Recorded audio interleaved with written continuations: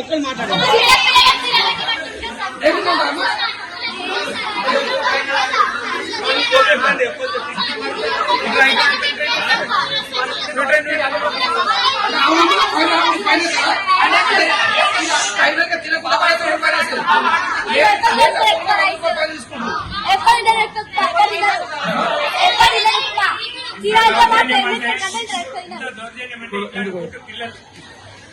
ఇట్లాంటి ఫుడ్ ఇట్లాంటి ఆహారం పిల్లలు తీసుకోకపోతే 50 రూపాయలు ఫైన్ అని చెప్పి ఇక్కడ ఉన్నది.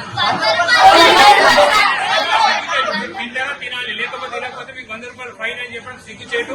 సార్ ప్రభుత్వం ఉన్నదా ఉందా? ఈ ముఖ్యమంత్రి సిగ్గుండాలి. ఆయన విద్యాశాఖ మంత్రి కదా, ఏం చేస్తున్నాడు మేము నిలదీస్తా ఉన్నాం, అడుగుతా ఉన్నాం. ఏం చేస్తా ఉన్నాడు? ఇప్పటికైనా సిగ్గు తెచ్చుకొని యాత్రలు పరిస్థితులు కలెక్టర్ గారు మీరు ఇమీడియట్ గా స్పందించకపోతే రేపు మీ కలెక్టర్ ముట్టడి కూడా చేస్తామని చెప్పి హెచ్చరిస్తున్నది. పిల్లలకు సంబంధించి ఎంతోమంది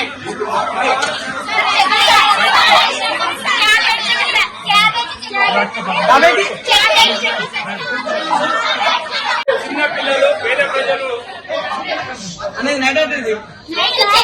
తాగే నీళ్లు, వంట నీళ్లు, ఇది పరిస్థితి. స్నానాలకు లేకపోతే లేదని చెప్పి దౌర్జన్యంగా మొత్తం కూడా తెలంగాణ రేవంత్ రెడ్డి ప్రభుత్వం పూర్తిగా పిల్లలను వాళ్ళ ఆరోగ్యాలు గాలి కొద్దేసి ఈ పరిపాలన కొనసాగిస్తుంటూ ఆడవాటి మాత్రం 100 కోట్లు పెట్టి ఫుట్బాల్ ఆడుకుంటూ కూర్చుంటూ. కానీ ఇలా పాఠశాలలు, హాస్టళ్లలో కస్తూర్బా పాఠశాల ఎల్లారెడ్డి పట్టణంలో పోలీస్ స్టేషన్ కి ఎదురున్న దాంట్లో ఈ విధంగా ఉంది పరిస్థితి. వాళ్ళ పిల్లలందరూ కూడా ఫోన్లు చేసి రావడం జరిగింది. వాళ్ళందరూ కూడా అడుగుతా ఉన్నారు అసలు ఏం చేస్తుంది ప్రభుత్వం, ఉందా లేదా అని చెప్పి. గతంలో కేసీఆర్ గారు ప్రభుత్వం ఉన్నప్పుడు మేము 3 నెలలకోసారి 6 నెలలకోసారి పిల్లలతో వచ్చి మేము భోజనం చేసేవాళ్ళం. కానీ ఈ రోజు ఎవరు చూసేటోళ్ళు లేరు. ఎంతసేపు వాళ్ళకు ప్రభుత్వం వచ్చింది, అధికారం అనుభవించడం తప్పితే పిల్లల బాగోగులు చూసేది, ఆరోగ్య పరిస్థితి తెలుసుకునే పరిస్థితి లేదు.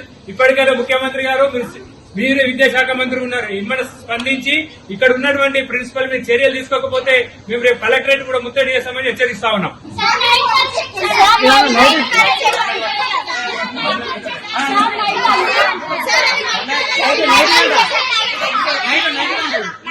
నైట్